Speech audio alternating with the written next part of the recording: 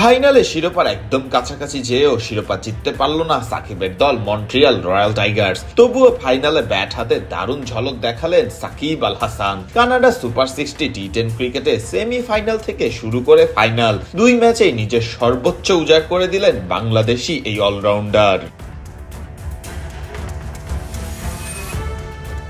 ভ্যানকুভারে সেমিফাইনালে সাকিবের নেতৃত্বাধীন মন্ট্রিয়াল রয়্যাল টাইগার্সের প্রতিপক্ষ ছিল টুর্নামেন্টের অন্যতম সেরা দল ভ্যানকুভার কিংস। টস জিতে প্রথমে ব্যাট করার সিদ্ধান্ত নেয় সাকিবের দল। যদিও শুরুটা খুব একটা ভালো হয়নি মন্ট্রিয়ালের, একে একে আউট হয়ে যান টম মুরোস, শ্রেয়ার মতভা আর অধিনায়ক সাকিবও ফেরেন এক অঙ্কের রানেই। তবে শেষ দিকে নিক হবসনের 23 বলে অপরাজিত 50 রানে 100 রানের পুঁজি পায় দলটি।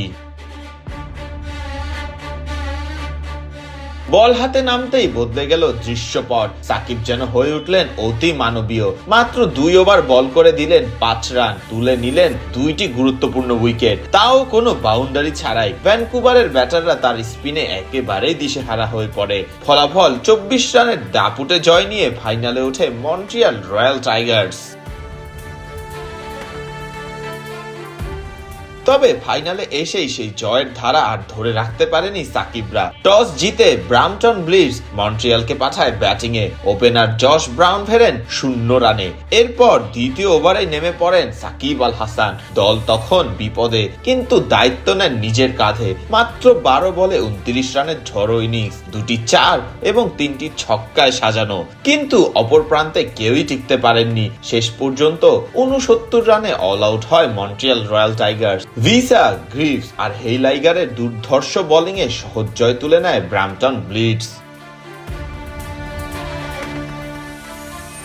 শিরোপা হারানোর কষ্ট থাকলেও সেমিফাইনালে অবিশ্বাস্য বোলিং আর ফাইনালে ঝলমলে ব্যাটিং, দুটাতেই নিজের মান ধরে রেখেছেন সাকিব আল হাসান। টুর্নামেন্ট জিততে না পারলেও তার অলরাউন্ডার পারফরম্যান্স নিঃসন্দেহে ছাপ ফেলেছে পুরো আসরেই।